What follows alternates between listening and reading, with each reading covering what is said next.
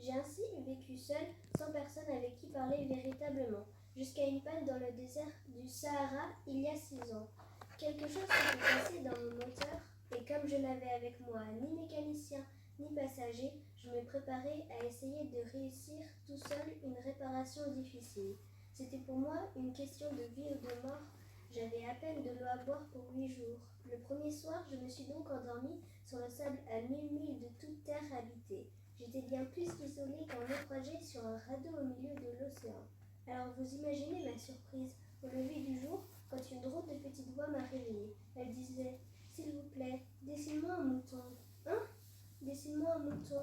J'ai sauté sur mes pieds comme si j'avais été frappée par la foudre. J'ai bien frotté mes yeux, j'ai bien regardé et j'ai vu un petit bonhomme tout à fait extraordinaire qui me considérait gravement. Voilà le meilleur portrait que plus tard j'ai réussi à faire de lui. Mais mon dessin, bien sûr, est beaucoup moins ravissant que le modèle. Ce n'est pas de ma faute. J'avais été découragée dans ma carrière de peintre par les grandes personnes à l'âge de 6 ans.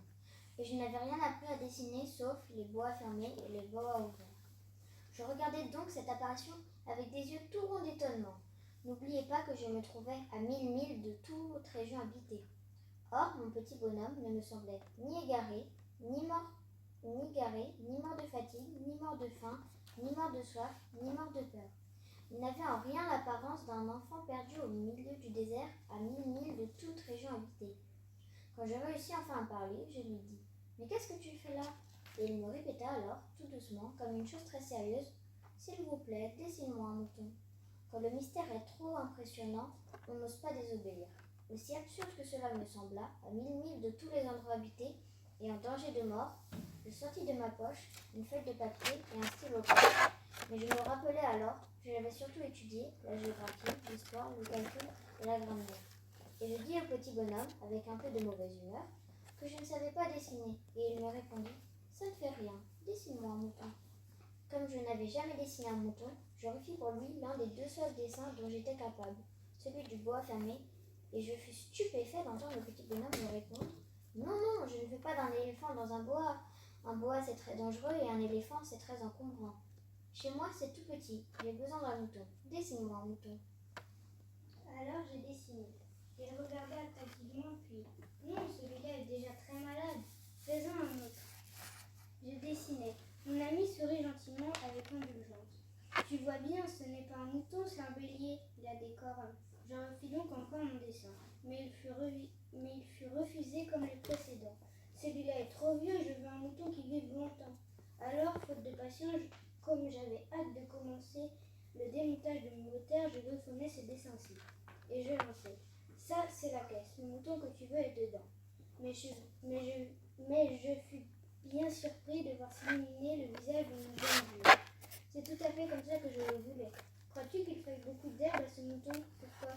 Parce que chez moi c'est tout petit. Ça suffira sûrement, je t'ai donné un tout petit mouton. Il pencha la tête vers le dessin. Pas si petit que ça. Tiens, il s'est endormi.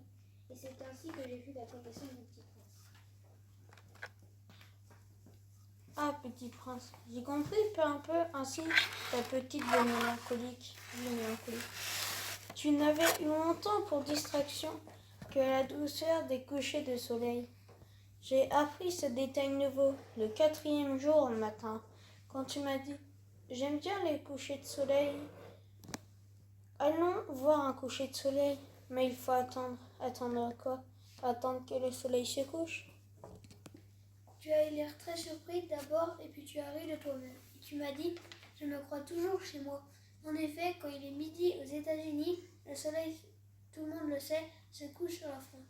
Il suffirait de pouvoir aller en France en 1 minute pour assister au coucher de soleil. Malheureusement, la France est bien trop éloignée. Mais sur ta si petite planète, il te suffisait de tirer ta chaise de quelques pas et tu regardais le crépuscule chaque fois que tu le désirais. Un jour, j'ai vu le soleil se coucher 44 fois. Un peu plus tard, tu ajoutais « Tu sais, quand on est tellement triste, on aime les couchers de soleil. » Le jour des 44 fois, tu étais donc tellement triste, mais le petit prince ne l'a pas dit.